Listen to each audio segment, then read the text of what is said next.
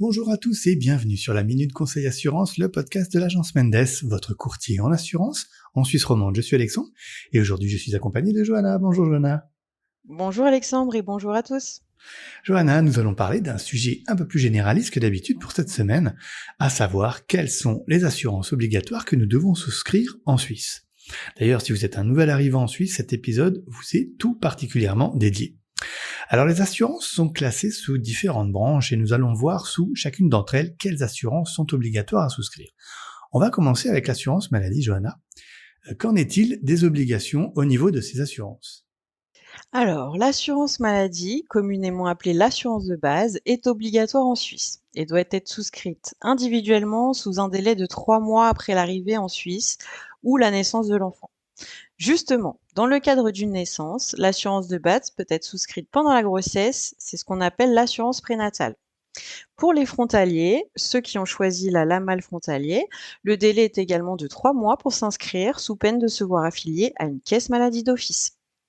Les prestations sont réglementées et ne peuvent varier d'un assureur à l'autre. À ne pas confondre avec les assurances complémentaires qui sont des assurances privées et pour qui les écarts de prestations et de prix peuvent être très importants. D'accord, et donc alors une mention un peu spéciale pour l'assurance accident, je crois. C'est ça. Alors l'assurance accident, elle est également obligatoire en principe pour tous les salariés suisses.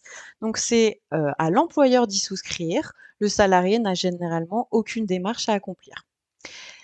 Les enfants y sont également soumis puisqu'ils doivent être assurés pour les accidents non professionnels et ce jusqu'à l'âge de 18 ans.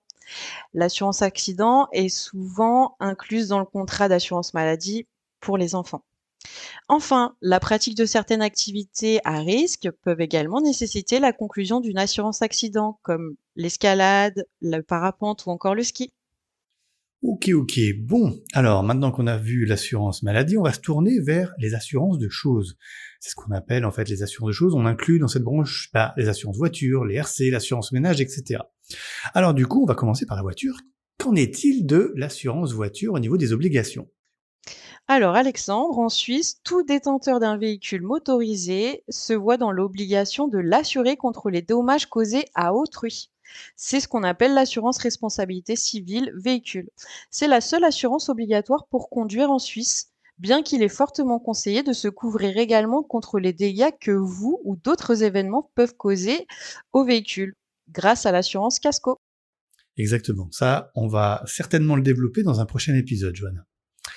Et si on est propriétaire d'un bien immobilier, du coup, qu'est-ce qu'on doit avoir comme assurance ? Alors, pour les propriétaires d'un bien immobilier, la législation varie selon le canton. Donc, dans les cantons de Genève, du Jura, de Neuchâtel, du Tessin, du Valais ou encore de Vaud, il faudra obligatoirement conclure une assurance bâtiment pour votre bien immobilier. Celle-ci couvre les dommages extérieurs. Dans les autres cantons, l'assurance est fortement recommandée, mais elle n'est pas obligatoire. Les dégâts intérieurs, en revanche, affectant vos meubles et vos biens, ne seront couverts que par une assurance ménage. C'est l'assurance indispensable pour tous les propriétaires et les locataires en Suisse. Très bien. On va passer, maintenant on va terminer plutôt cet épisode avec l'assurance, la prévoyance. Alors, y a-t-il des obligations au niveau de cette assurance prévoyance ? Quand je dis prévoyance, c'est premier, deuxième, troisième pilier. Qu'est-ce que tu peux nous en dire, Johanna, là-dessus ? Effectivement, Alexandre, très bonne question. Oui, il y a des obligations. Donc, l'assurance vieillesse et survivants, l'AVS, est obligatoire en Suisse à quelques exceptions près. Par exemple, les travailleurs indépendants n'y sont pas obligatoirement soumis, pardon. Donc ça, c'est le premier pilier. Les personnes soumises à l'AVS, donc au premier pilier, qui perçoivent un revenu annuel d'au moins 21 510 francs, sont obligatoirement soumises à la prévoyance professionnelle, la fameuse LPP. C'est le deuxième pilier.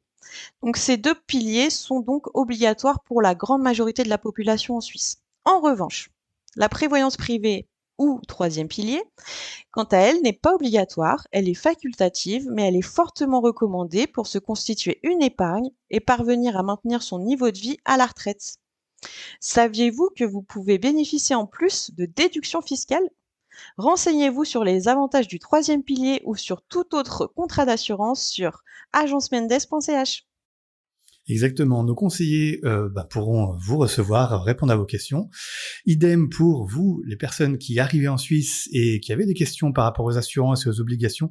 N'hésitez pas, nous sommes également à votre disposition pour répondre à toutes vos questions, vous faire des offres et vous accompagner dans votre installation en Suisse. Comme disait Johanna, rendez-vous sur agencemendes.ch. Johanna, un grand merci pour tes réponses.